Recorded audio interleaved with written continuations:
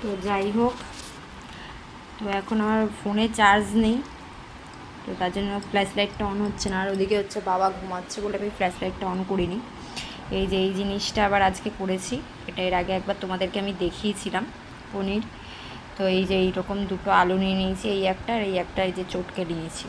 তো এইটাও এই যে আমি চটকে নিচ্ছি। আর আজকে একটু ভাতটা বেশি নিয়েছি, মানে এইটুকুনি আমি এই কদিন ধরে খেতে পাচ্ছিলাম না।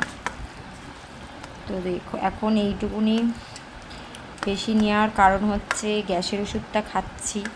এবার একটু খাবার পরিমাণটা আর না বাড়ালে হবে না, না হলে শরীর আরও উইক হয়ে, এমনি তো উইক হয়েই গেছে, এবার আমাকে খাওয়া দাওয়া করে এটা ঠিক করতে হবে। তো ওই জন্য এখন খাওয়া দাওয়াটা ঠিক করার চেষ্টা করছি। এখন এটা খেয়ে নিই। আর কার কার এটা ভালো লাগে অবশ্যই, সব জায়গায় এটা না পাওয়াও যায় না, আমাদের যেমন এইখানে পাওয়া যায় না, আমার মা এটা ওখান থেকে এনে রেখেছিল, তো সেটাই অবশিষ্টটা আজকে করেছি। তো চলো খাই।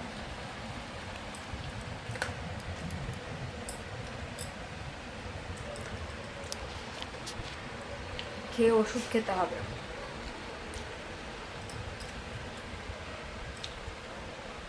ভালো খেতে।